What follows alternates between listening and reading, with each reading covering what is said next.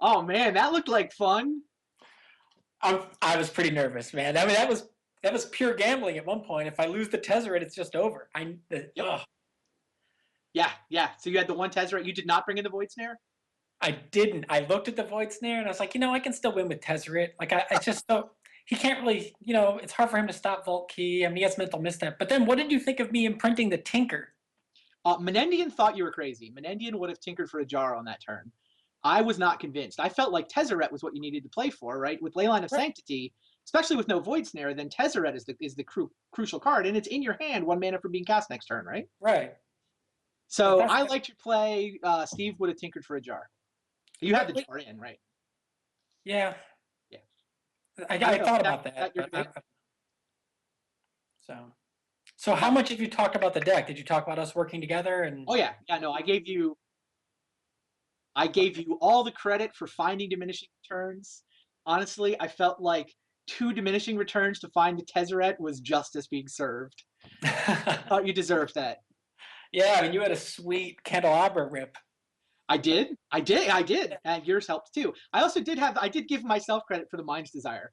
Like against LSV, Memory Jar would not have gotten that game done the way the Mind's Desire did, but true. Yeah. But I think there was a point where you could have cast. Oh, you might be right. Yeah, I had to wait and build up a Mind's Desire hand where Jar might have been better earlier. Yeah, fair enough. Yeah, it's tricky. Absolutely, though. We talked about the fact that I didn't admit it until you had started your match, but that you were asking me about the deck, that you found diminishing returns, you found Candelabra, and those decks kind of pushed the deck up a little more power level wise, that you talked me back into playing it again. Yeah. Good stuff. I still can't believe the diminishing returns thing. It seems so obvious in retrospect. I know. How did no one else have that card in this deck? Yeah. It had Time Spirals in it when I first saw the list. People are so used to caring that they lose cards. Right. Like, oh, if I lose my Yawgmoth Will, I can't win. But this deck just doesn't care about that. Yeah, I mean, it would be inconvenient to lose the Academy, but even that is merely inconvenient. Yes. It's funny that game... It almost mattered. I actually went, oh, no, I didn't lose my Academy, did I? And then I was like, oh, I got pretty late before I realized I needed to look. And then, of course, I immediately looked to see if I lost a second Tezzeret. It's funny, you see what's removed before you draw the cards. Oh, so okay. Before I drew my 7, I could see I hadn't lost Tezzeret. So very nice. Yeah, it was pretty sweet. So we're 3-0. We are. The deck is 3-0. That feels pretty good. Yeah, and no one has shown up with a gifts deck yet. LSV showed up with Doomsday. I mean, the decks are super sweet, but I guess no gifts yet. Yeah, I didn't watch much of the LSV match. I just basically watched you win, but I didn't see how. Like, you killed him on turn one game, right? I did. Yeah, so I tuned in to see you packed the Doomsday. Yep. So I don't know what else was in his deck at all. And then he died on turn 1. I mean, it didn't look that far off of the deck Menendian ran last year. Like, it had 2 Thought Seizes and a Duress, which was kind of is tricky for the Belcher matchup. So I just took most of my permission out, and I was just all the draw 7s from the sideboard that we cut at the last minute and threw in the sideboard just in case. So I had like 3 returns and a jar, and I'm just like, I was trying to get some mana down. Maybe he'll knock stuff out of my hand, but then I'll just be in a better position if we get into a top deck. Yeah. I don't know if that was the right way to play it, but that's how I played it. Until people play the deck, they don't realize. Until I played the deck, I never realized that you could like play against another control deck and just pack something and pay for it. Right. And they're like, oh, you packed my Jace the Mind Sculptor, and now we're just gonna keep playing. Like, it's just such a weird deck. So true. Fun one though. Yeah. It's really sweet. I mean, I never played combo ever. And, so what got you interested in the first place? I don't know. I just didn't really feel like playing anything else. I'm still kind of scared to play shops because I feel like people are still like in the back of their mind. Rich Shay's still like, well, I play Pakula. Maybe if I have 3 Sabo's webs, like, like I'm still kind of scared to play shops. I don't know. Delver's good. I considered that. But once I started playing this deck, I was having way more fun. Like, I was not like that. I wasn't really feeling that excited to play Vintage. And then I said, you know what, I'm going to test this deck Randy's been playing because it just, I've never seen anything like this. and it was so much fun. And it felt way more. It's like a combo deck that doesn't. I don't know, something about it. I like playing it more than other combo decks. And then It's like got more play. Like it isn't just, well, let me see if my hand vomits a turn one kill onto the board. It's a lot. There's a lot more decisions and forks. right. And I mean, the first time the thing that really got me into it, I think I told you about this game. Is I played against a Delver deck where he went landmarks. I cast 2 things to kill him on turn 1, and he force willed both. And then at the end of my turn, he Ancient Grudged something, untap Ancient Grudged, and I won that game. And I was like, well, this deck is weird. And very nice. and then when I started figuring out cards I wanted to add, I kind of got excited. Like I added the diminishing returns right away, and I was like, oh, this seems awesome. And then I think in the middle of talk, I don't know if we were already playing or talking. Yeah, we were testing. I think Candelabra just seemed to occur to you while we were playing. Yeah. Like, let me throw one of these in my deck. Yeah. And like then the first deck. 2. Yeah, you threw in 2, and the very first game we played, it was awesome. Yeah. So good times. So we are getting ready for Bob Maher versus Steve Menendian. They are setting up all the hand cams, and the game should not be much longer at this point. And we don't have their lists or anything yet, right? We do not know what they're playing. I mean, Bob Ifs is totally in his range, right? Oh, do we want to know? I mean, our spotter is going to have the deck names on there. We can get the flash get down there. All right, what are they playing? Yeah, you're going to put me on the spot? Bob is playing Oath, and Steve is playing Delver, and therefore Bob wins. That's my spot. So they are playing the, like, really. Those would be the most obvious decks for each of them. I probably haven't done, like, I haven't got to the next level of thinking yet. That was off the top of my head. Those are the obvious decks you would put these guys on, right? Right. Yeah. Although to be fair, Bob did not have success with Oath. Oh no, he just kept oathing and losing. Gristlebrand, I lose. Right. Then he switched to Workshop. It was like he's in last place. He'd almost written off, like he'd sort of resigned himself to being relegated, switched into Shops for the last set, right, and rattled off 3 in a row. I thought he played Shops in the second set. No, I think it was the third. No, because didn't he beat me in the third with? Didn't I lose to Bob in the third because he just killed me with Time Vault both games, right? I think that was the second set. I don't think so, because I was playing my crappy Spirit of the Labyrinth deck. Remember, he cast Trinket Mage. He cast Trinket Mage and blocked my Spirit of the Labyrinth when he was like 3 and then killed the Time Vault. You're right. Never mind. I'm crazy. Yeah, in the second set, he played the like crazy Shops deck, the like combo-ish one. Yeah, killed all the Forge Masters and whatnot. Right, and well, even like the what do you call it,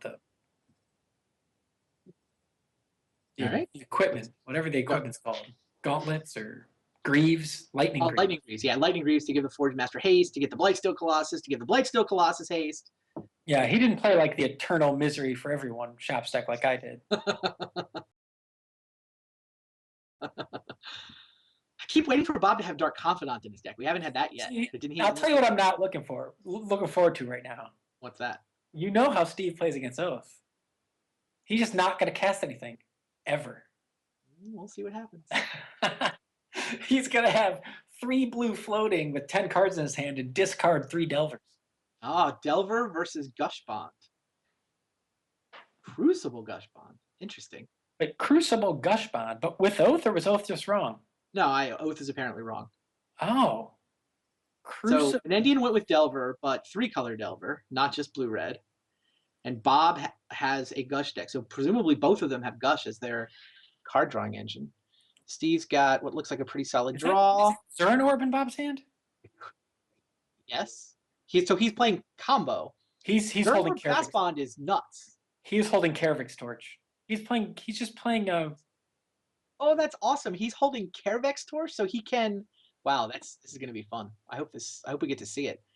I have not seen Zern Orb in a while. That's awesome. I recently played it in Legacy, but other than that, but yeah, it doesn't make a lot of appearances.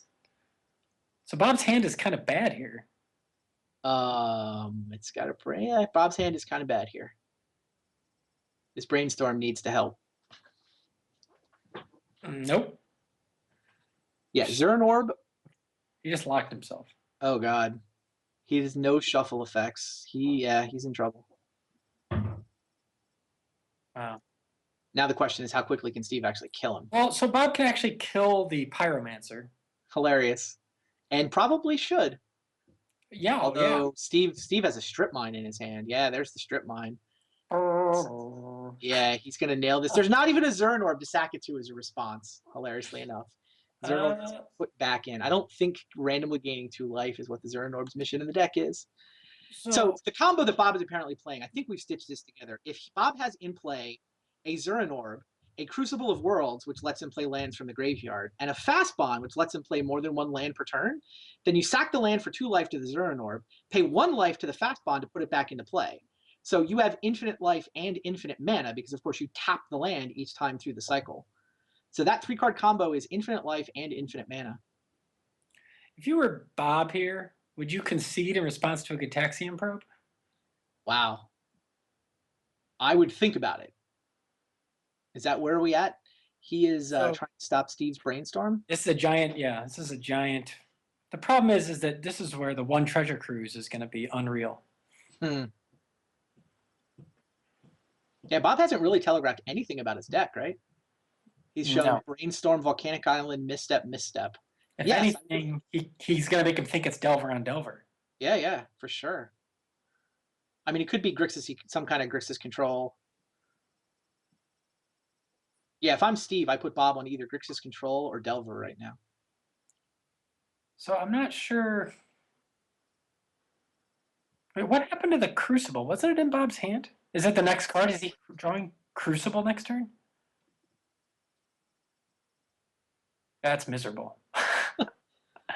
Well, he's just trying to get to fresh cards. I mean, he had to brainstorm. He needed to find land. No, he didn't have to brainstorm. He should have drawn an extra. Couldn't he have waited a turn? He didn't do it on turn 1. Oh, he did turn 2. Okay. Or did he do it on turn 1? Yeah, his second turn. Oh, he didn't do it on his first turn. Okay. Yeah. Yeah, here is in fact the cruise from Menendian. Yeah, Delver's still good. You only get to play 1 Treasure Cruise, but the deck is still good. I mean, the deck was decent before Treasure Cruise was around. I mean, it was a relevant vintage deck. Treasure Cruise made it spectacular. And yeah, I think you can replace Treasure Cruise with Dig Through Time. Steve obviously went into green. He's a big fan of Trigon Predator, I know. Yeah. Deck's still a player. And I just think that this is like, it doesn't come up as much as it used to, but like.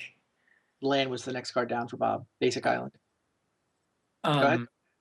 Just the optionality of like the upside of the 1 strip mine. Like, sometimes your opponent only has 1 land. And worst case scenario, as long as your deck has some way to use colorless mana, is pretty low. The old-fashioned Treasure Cruise drawn by Steve Menendian here. Ancestral Recall. Does it run into a misstep? I guess it runs into a misstep, but still. Bob down to 3. Yeah, he's dead next turn. Yeah, I gotta be honest. It's hard for me not to just want to talk about Belcher decks right now, but I guess you already did.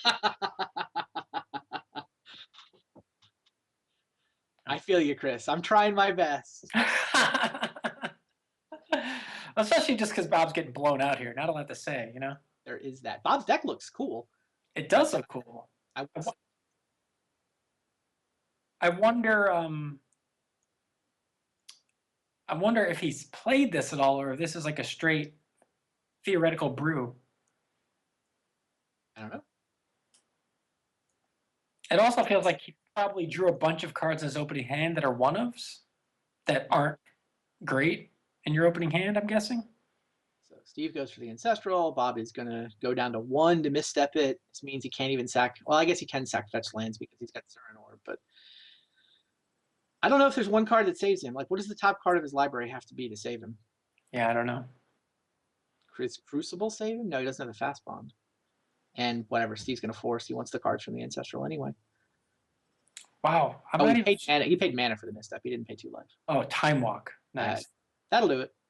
We'll never know what Bob's top card was. I'm struggling to imagine 1 card that saves him, though. Maybe Lotus. Oh, it's Lotus into Dig Through Time. That's what saves him. It would have to involve, casting a dig and finding multiple cards. We'll never know, though. Time Walk and wow. Yeah, that was just the old-fashioned strip mine you out. It was. So what's our metagame this set? We have 2 Dredge players, is that right? 2 Dredge, 2 Delver. Tom and Dave are both on Dredge. We have how many Delver players? Efro, Rich, and Steve, Yeah. right? 3 Delvers, 2 Belchers, a Doomsday, and this crazy Fastbond Crucible Zeranorb deck that we're going to need to come up with a better name for. And we don't know what Kai's playing. And Kai's unknown. Oh, and we don't know Kai. That's why I didn't add up. Right. Kai sent in a deck list, but I haven't seen it. Interesting stuff. Yeah, it's very different from our previous week 1 of 3 Merfolk. I tested Merfolk very briefly. It's so underpowered, especially once you start getting the Belcher fever. Deck's so much fun. It is It's fun just to solitaire too. The fact that Magic Online lets you play solitaire. Did you do much of that? None. 0. It's so like for a combo deck. I'm sure I did 100 solitaire games. It's funny because what I find interesting is how many games don't play out Goldfish style. No, that's actually kind of why I like the deck. Yeah, no, it's fair. But look, I didn't have an opponent, right? Yeah, you went to bed. Something about being on the East Coast. Couldn't stop playing when you went to bed yesterday. Just solitaire. Give me another hand. The card that and so on Magic Online, if you guys don't realize this, when you go to set up a match like in a casual constructed room, you can choose solitaire as one of the options, and then you just host your own match and play versus a Goldfish. And it's especially for a deck that at least has Goldfish, some play patterns. It's useful. Like for Dredge, I'm sure it's super useful for testing Dredge decks. I mean, I constantly Goldfish like Legacy Delver decks, but that doesn't make a lot of sense. I've stifled the Phantom's fetch land quite a few times. It turns out when you're playing solitaire with our deck, you put a lot of counter spells underneath your Chrome boxes. Makes sense. What do we got here? A very mana heavy hand from Bob, right? Yeah, it's a ponder on the first card, right? That seems like the key. He's gonna have to find something. Wait, did he not ponder? Did he choose not to ponder? Well, I think he wants to play a fetch land so that he can ponder, keep one, and shuffle the rest away, maybe? He did not ponder. He's also maybe worried about mental misstep, which he is in fact going to run into, which is kind of bad for this hand. Steve is thinking? Yeah. Surely you misstep the ponder. Yep. Yeah, he this does. Is looking not... I mean, I guess the Gush is not going to set him back because he's got the 2 Moxes. Right. But it's going to get Pyroblasted probably, but... Well, I don't know. Isn't Steve going to play a Pyromancer? No, I forget who I'm talking about. It's Menendian. Menendian is going to say go with untapped mana and not play Pyromancer. Yeah. Certainly based on last season's play patterns for him. He is... Well, I don't know, actually, because he probably still thinks Bob is on Delver. If that's the case, no, he's not going to take that chance. Yeah. It's just, this is the way he likes to play Magic. DT for Bob? Demonic Tutor? Yeah, he's got, I mean... It's a card. Yeah, this is how he likes to play Magic. I'm still amazed at how I feel like the finals last season, I really made a called shot where I was like, Menendian is going to blow this game, then figure out what he did wrong, and then win very easily. And that's exactly what happened. So I felt pretty good about that. But he's going to play pretty cautious when he has no idea what his opponent's playing, which makes sense.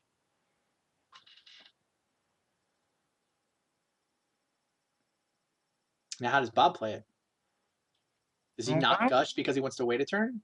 Does he DT into 2 untapped fetch lands? That's a jet, right? Yeah. Yeah. Yeah, he can tap Jet Ruby for Demonic Tutor. Like, nobody plays Mana Drain anymore, so it's not like 2 untapped islands is all of a sudden scary the way it used to be. No, I mean, he has to know that. Yeah, I would think that he's just playing that stuff out to play around Spell Pierce, but maybe he's still not going to DT. Well, he's setting up to hardcast Gush is the other thing he's setting up to do. Right. Is that worth it with 2 Moxes? Like, does hardcasting Gush really matter that much? I haven't seen the rest of his list. It's hard to know. He's certainly more mana intensive than a Delver deck. If you try to set up a combo that involves a 3 mana artifact.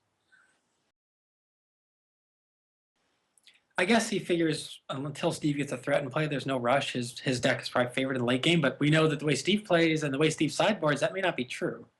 Like, Steve's whole deck, it's very difficult to say because we don't know what Steve sideboarded into because he didn't know what he's playing against. Yeah. But it certainly wouldn't surprise me that much if Steve sideboards into really controlling, because in the mirror it's pretty easy to sideboard controlling. You know, it's like Delvers are so easy to kill. You have mental missteps, you have pyroblasts, so you're not real worried. Even if you sideboard into like as if it's a control matchup, and then Bob's actually on Delver, are you really not? You're not really in that bad of shape. All fair. Bob is going to react before this Pyromancer gets into play. He is, I think, going to go for hard casting this Gush. You know, I think he probably expects Steve to counter it, but he doesn't want Steve to get a token while he does. Right. Now, Steve, do you Pyroblast this? Probably do, right? Yeah, I think so, especially with Dig. Bob's down to 2 cards. Yeah, you have Dig, although Dig's currently your blue card for Force of Will as well. Which is almost certainly going to get used, because I can't imagine Bob isn't going to DT into something. I like the way Bob's played this, right? He picks a fight on Steve's turn. Steve made it easier by committing mana to the Pyromancer, though. I also think that was right for Steve to do. So now Steve's all tapped out, and Bob can Demonic Tutor versus a tapped out opponent. And Steve, Force of Will this or Force of Will the thing he's going to get? I think in this case, you Force of Will. I think you force, because he has 2 cards. Bob has 2 cards in his hand. Force of Will the thing he's going to get. I think I Force of Will the thing he's going to get because I'm hoping against hope that it happens next turn, and I'm not forced to remove my dig through time. That as well. But you also just want him to tap out. Like if he goes to get Tinker and then he's got Pyroblast in his hand or something, you're gonna let him. All right, Bob got Slice and Dice. Wow, awesome. That's great.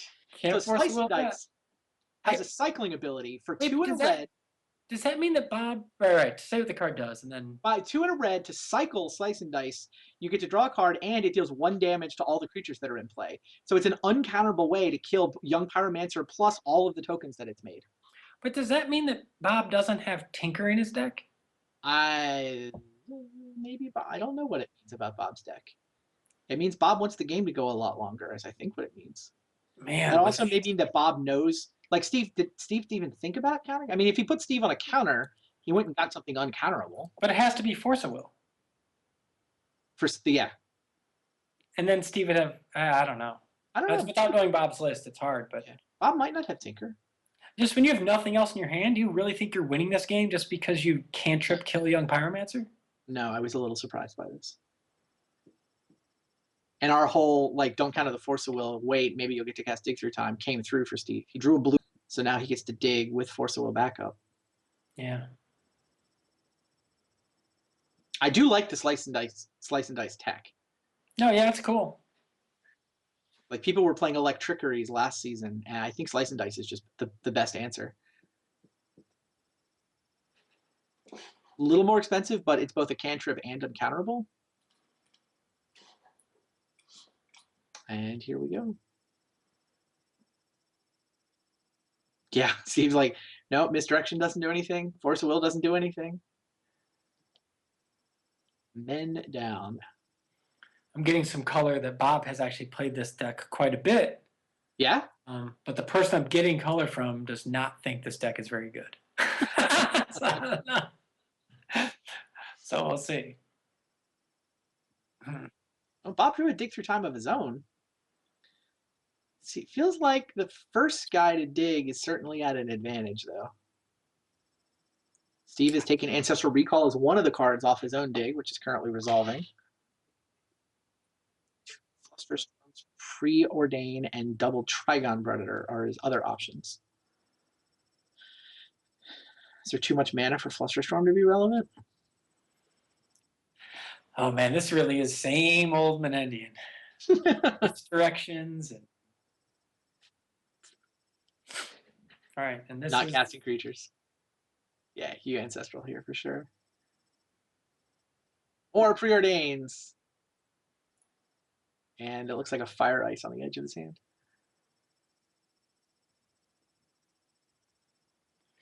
Yeah, these Delver decks are really good. It's just really hard to beat someone whose deck is all counter spells after boarding.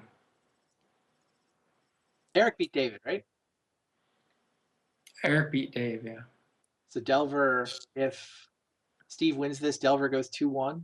Belcher goes 3-0. Everything else loses.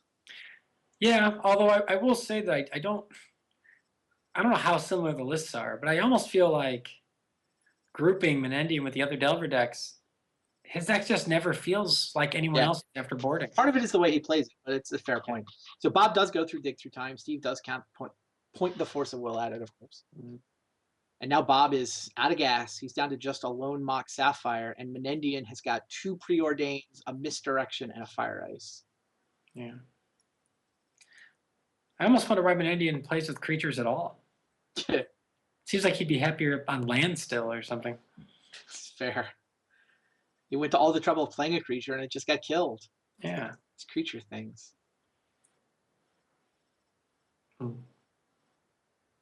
Certainly nobody more so than Steve has been discarding in the mid game in Vintage Super League at the rate. Like his rate of discarding like on turn 12 is incredible. He leads the league in it. Yeah. He leads the league in everything actually. So far. Wins, discarding, doomsday kills. Misdirections. Misdirection, yeah, misdirection. Sure.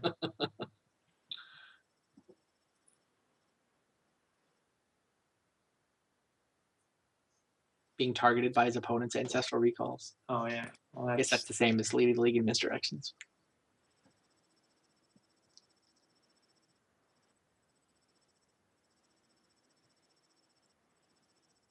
Is Bob I mean, Steve's hand is full. It's not that gassy, at least. Right? I mean, there's land and cantrips and a misdirection. I mean, it feels like, oh, I missed the dig through time. He's got so many cards in hand. Some were off to the right. Oh, okay. Menendian has so many cards, we just don't have the technology to see them all. We should. There's enough room there, but it's tricky. That's where he keeps the good cards. Oh, he keeps them all. Yeah, that makes sense. We're just seeing the garbage. Like, yeah, I see a flash of a force of will now. It's hard to imagine Bob coming back. There's a misstep. Oh, he's pondering. Sees the treasure cruise. Yeah, Bob would have Pyroblast. Bob would have to be on your Mind's Desire plan to win this game, most likely. Yeah, fair.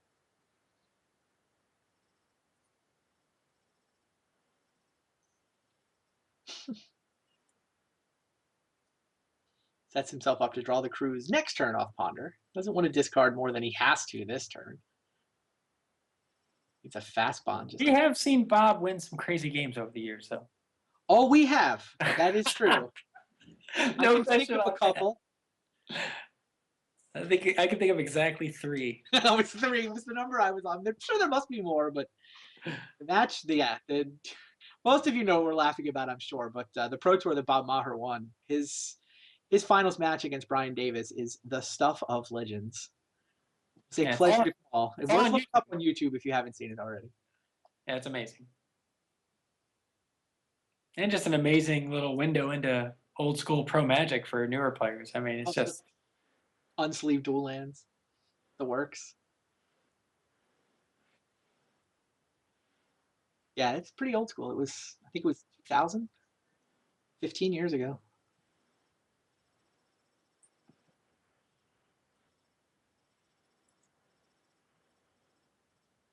Trinket Mage for Bob. I guess that gets the Zuran Orb.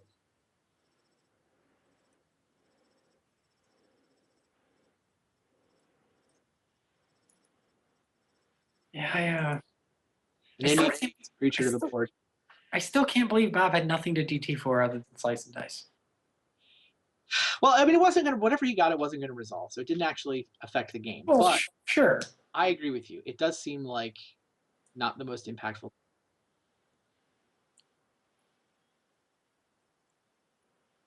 I mean, even Ancestral would have been. Right. I would get Ancestral over Slice and Dice. Yeah. You run a risk of misstep, but still. I guess that's fair. There's no real what's it called? With Croson Grip and Sudden Shock. What are those cards called? I would remember if you hadn't asked me. There's something really fast. Can't Split second. Split second. Yeah, I wonder. There's nothing split second that really does anything, right? That like wins a game. But I they're mean, all like all the split second cards are reactive for the most part, aren't they? I mean, unless your opponent's at 2, yes. Right. Maybe if they have Lich in play. I guess you could Krosan grip the Lich. Does that kill them? I don't remember what Lich does. I don't know if anyone remembers what Lich does. Yeah, But let's play, you die. You never had a Lich deck back in the day? no, Long enough. never had a Lich deck. Yeah, I don't think I've ever owned a Lich.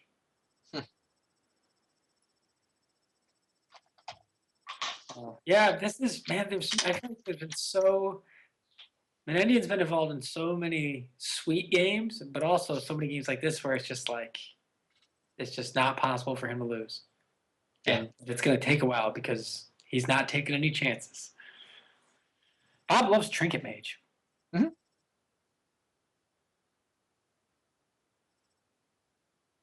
I always want to play Trinket Mage, but I just can't figure out what the deck that I want Trinket Mage in is going to do with the 2/2. Mm-hmm.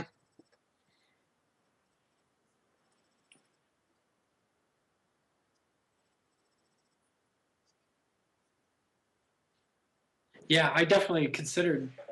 I mean, I thought of Trinket Mage in the Belcher list, but you could also just play the blue 2 tutor for an artifact card. 3 mana is a lot. Yeah. It's not, I don't think it's really doable. Fire! Look at this. Trinket Mage just dies to Fire Ice. Bob has drawn a lot of mana. How did Steve do this? He only has 1 Treasure Cruise. True with both games. I mean, it was dig through time, right? He went dig through time into Ancestral into Cruise. Yeah. I mean, I think you take these Delver lists. I think you just run a couple digs, and you're like, I wish I could play 4 Cruises. I'll settle for 1 and a couple digs. Yeah. I mean, you really need to like. I don't know. It's have to like. Yeah, you need to kill them much faster. You get to the mid game and where counterspells matter, and it's just hard to beat a deck constructed like that. Well, I mean, you have to run them out. I actually like our matchup against them. Right, because we never let them. They don't have time. Yeah, the game doesn't get to this point, right? You have to sort of force them to keep spending their counters. Then eventually they crumble because you made them show you the 3rd counter, and they couldn't. So what are your matchups in round weeks 2 and 3? Who do you play? I already played one of them. I'm 2-0. You're 2-0. What a pro! Crazy. What a pro! I play Delver. I play Eric on Delver next week. Oh, all right, and I play against Delver and Dredge. You get 2 Dredge decks? Yeah. Crazy. I love the Dredge matchup, especially with all the diminishing returns. How randomly hosey is diminishing returns against Dredge, right? Yeah, it's pretty sweet. And I don't think that Williams has Chalice of the Void or Leyline of Sanctity, so I think I should be okay. Yeah, the Leyline was scary. Yeah. For a while there, it looked like Martel was going to do the typical Dredge thing of losing game 1, but then winning both sideboarded games. The typical Dredge thing. Yeah, I mean, he got having. It's funny. In game 3, I thought his draw was amazing because he had Leyline and Bazaar. I was like, how lucky! But then he just had no. Yeah, no Dredgers. That's true. The only reason you got to win that miracle game was because he went like 6 turns and just failing to find anything with the word Dredge on it. Yeah. So he got kind of unlucky to lose game 3. Honestly, he got unlucky to lose game 1 too. I thought he had you turn 2'd, right? But he couldn't find a second Cabal Therapy, and he couldn't find a Dread Return, right. or he would have turn 2'd you. Yeah. Meanwhile, Steve Menendian plays another young Pyromancer, makes some more tokens. This game should not last much longer. What's Bob? Bob's got some stuff now? He's doing what he can. The Carevex Torch actually does stuff, right? The fact that you have to pay 2 extra to counterspell it could totally become relevant. Yeah, because he has Lotus. Steve's at 14. He can't get to 14. Like, he doesn't have the Fast Bond or the Crucible of Worlds for his combo. Wait, is he casting Carevex Torch? 1, 2, 3, 4, 5, 6, 7, 8. He can cast it for like 8.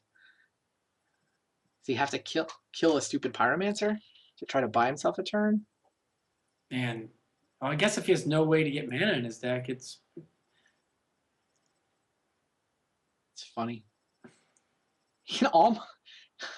He's not that far away from hard casting this turn. no. That's what I mean. He's not. If Steve does something like Gataxian, well, he won't Gataxian Pro. That won't work, I guess. 11. Yeah, I think he can cast it for like 10 next turn. Yeah, but there's not a lot of ways for Steve to damage himself right now. Oh, Bob has mana. Bob has 2 mana floating too, because he gushed. 4, 5, 6, 7, 8, 9, 10, 11, 12. It's only torch for 11 right now, though.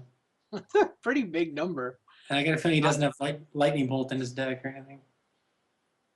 I mean, maybe you just fire it off, right? Zernorb can buy you a couple of turns, so you sack your lands. Yeah, not good enough. He's just gonna have to kill the pyromancer. And now Menendian's like, Carvex Torch? What am I playing against? Yeah. How much better? I mean, obviously he could counterspell it, but you could fireball kill everything. But right. It would just get counterspelled. That would get counterspelled. Torch, however, gotta pay 2 extra. Don't have 2 extra. Difference being fireball, you can pay extra to have multiple targets. Carvex Torch only allowed to have one target. So he could have misdirected that? Or does that count? I think you can't. Spells that target it cost 2 extra. Yeah, you can't target it with a misdirection either. Okay.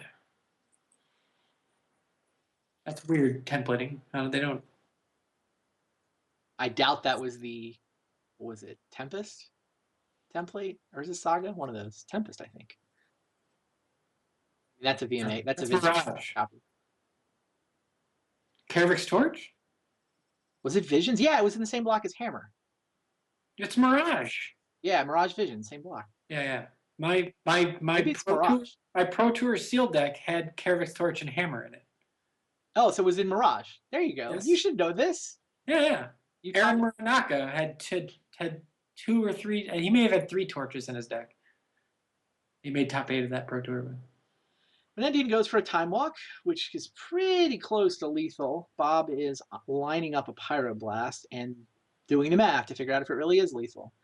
Take 4 this turn. I take like 5 or 6 next turn. Close to lethal. What is Bob doing here?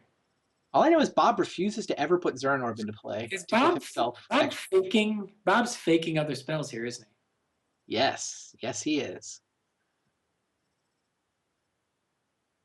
That is something I never really would do. But it's fake tap mana. There are people in Magic Online who fake tap mana. It's 100% something Bob would do. Yes. Did he let that resolve? He did. It's not quite lethal. It's only close. Yeah, I guess he figures he would just die if he didn't. If his chances are he would just die if he did, because the counter war would lead to him dying on the next turn. Yeah, I mean, he could have played Zernorb to be able to sack land for 2 life. I don't know why he didn't do that. Yeah, Steve makes a token with a Brainstorm. That Delver might actually get this to lethal, right? Bob's at 8. There's 6 power. So if he plays a Delver and flips it, it would be lethal. He would have a lethal attack on his Time Walk turn, which is pretty sure he's gonna flip it, but he's Brainstorm. With Brainstorm? True. Yeah, you play Delver. Now Bob will be forced to Pyroblast it. Steve counters. Steve might not counter. Why would you waste a counter spell, right? Gotta conserve those. Steve's only happy if he has more counter spells than you have cards in hand. Yeah.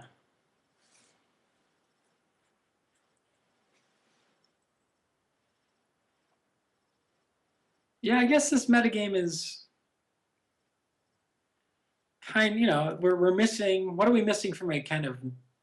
There are no shops decks this time around. No shops decks. Nobody audible to workshop. 2 people went for Dredge, but no workshops. All right. We've never had. Which is good for us, for the record, with our Belcher strategy. Oh, yeah. The shops matchup is so bad.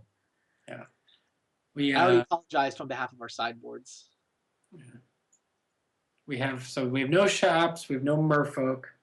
No gifts decks. I thought Oh, yeah, somebody no would try gifts. to put a gifts deck Yeah, together. that's really surprising that we have Well, no gifts. Luis was pointing out you can't even practice it online.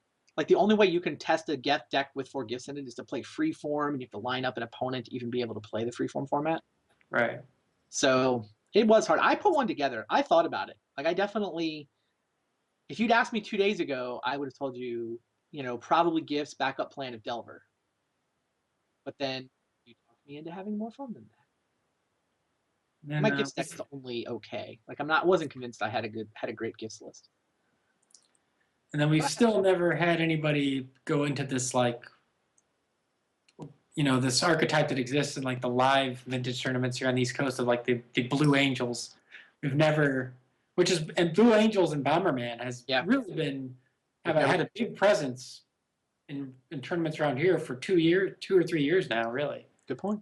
And no one is, and I've actually, this does not surprise me at all that no one's playing these decks, but Pyroblast on the Delver, which Bob recognizes as a lethal threat. Steve counters the Pyroblast, and there you go. Steve Menendian picking up right where he left off. The defending champ wins week 1, and Bob picks up a loss with what looks like a pretty sweet combo deck that never quite got to do its thing. Yeah, it would have been nice to see a little bit more of what was going on. Bob basically just got, nothing. So our metagame seems like it's Delver decks and people that are trying to do cool things. Yeah, that's reasonable. That's if you think Dredge is cool. Is Dredge cool? Sort of. It is until you get tired of it. Like the first time you play Dredge, it's cool, right? I've never played Dredge, so I can't just even. Like Dredge is the enemy. Maybe. I don't know. It just seemed like not that fun, and I would likely just do some like mechanical thing incorrectly. And so I will grant you that you have to learn the mechanics. I played it in a couple tournaments on Magic Online, and I contemplated it last season. It's kind of fun, and I totally respect Dredge as sort of a weapon to attack the metagame too. Yeah, I have no problem with it. It's the interaction with it is there. It's like, and a lot of decks can win game 1. If no deck could win game 1, then it would be pretty lame. But there's plenty of decks that can win game 1 against Dredge. More, I don't know, any deck with Tinker basically can win game 1. So fair. Well, there you have it. Week 1 of the Vintage Super League. I think we've got the schedule. We can kind of remind people what happened this week and who beat whom. The first match, Eric Folk and David Williams, kind of the showdown between housemates. These guys have played a lot of Magic with and against each other over the years. Eric showed up with a Delver deck. David showed up with Dredge. Delver was victorious there. Eric did not skimp on sideboard cards. He had multiple Ravenous Traps in addition to all the normal Graph Digger's cages. So Eric picked up W. I was pretty surprised by that. That was a lot of Dredging. We only saw it once last year, so I've been skimping down to just the cages in most of my lists, or playing a deck that I thought was faster. My matchup against Rich Shea, the blue Belcher deck versus Rich's Delver. It was tough. Game 1, he stole my only mana source. I basically went turn 1 expedition map. Oh, you have a mental misstep? I'll just watch you steal my Chrome Mox with Dak Vaden and never cast a spell for the rest of the game. But game 2 got there eventually. Game 3 had a really good draw, so I got the win there. Then our third match, unfortunately, was not Luis Scott Vargas versus Kai Buddha. Kai, if you weren't with us at the beginning, just landed in DC to get ready for the Pro Tour that's coming up next weekend. Went to the super fancy apartment that he and Team Pantheon have rented to sort of hole up and test for the Pro Tour, and the internet just flat busted. Repair people are coming over tomorrow to fix it, and he went scouting around the area to see if he could find, a Starbucks or something else, some kind of cafe with wireless internet. Failed to find internet at the last minute, so I swapped in. I was supposed to play Luis in week 3. Now Kai and Luis will play in week 3, and I played Luis. Match was super awesome and included the first turn kill in the history of the league. Kai even thought seized me, took away the preordain, but I top decked preordain, found the Tezzeret, and the hand that I had kept with a bunch of mana was able to just play mana, play Academy, play Tezzeret, get Char Belcher, kill you. So that was fun. You then took on Tom Martell, blue Belcher with slightly our lists are a couple of cards off. But Tom Martell also playing Dredge, and Tom kind of got unlucky in both and game 1 and game 3, if I'm being honest. And you got to win through Leyline of Sanctity by finding the Vault Key combo and killing him by having Tezzeret turn all your artifacts into creatures. Yeah. So that was fun. It's also interesting. I don't know if I think he conceded not actually knowing I had a second. Oh, he saw the Tezzeret from Charbelcher. Yeah, when you Charbelchered, I actually thought you were Charbelchering to show him your deck so that he could see the victory condition. I assume I was just doing it to get put. You know, I was going to put Tezzeret on top, and then I went, I can't do that. I actually have to put Force of Will on top, Force of Will on top. Like, right. I saw the Charbelcher as a way to stack your library, but then also just show Tom I really do have a victory condition. right. So Tom conceded. At that point, we didn't play it out, but you got the win. And then in the last matchup, the champ, Steve Menendian, picked up right where he left off, playing Delver, which is also kind of right where he left off. Bob's deck looks super sweet, but didn't really get to do its thing. And there you have it. Steve gets the W. And week 1 of the Vintage Super League is over. Now, next week is a week off. The Pro Tour that, Kai's already in DC. I know Luis is about to leave for DC. Martell is hosting a bunch of people who are testing for the Pro Tour. No Vintage Super League next week. Everybody will be busy getting ready for the Pro Tour next weekend, which you should watch. They're always a good time. I'll be there casting it as well. And we'll pick up in 2 weeks with the second set with these decks. And then week 4 should be a fun one too. When Fate Reforged hits Magic Online, we'll certainly be scouring for vintage cards. I'm interested to see if any of those make the decks in week 4. Meanwhile, do keep in mind, we showed it on the Be Right Back screens. Wizards is advertising the Fate Reforged pre-release, which is coming up on Magic Online. Fate Reforged hits Mitgo tomorrow. I'm actually playing a promotional draft. They sort of invited some streamers together to do 8-man drafts and just show off Fate Reforged cards on Magic Online. So Nice. I'll be back tomorrow. That should be fun. Thanks for hanging out with us, Chris. Yeah, it's fun. And thanks for finding that diminishing return. Sounds good times. Yeah, the candelabra. The candelabra was sweet. Absolutely. All right. All right. See you guys next week.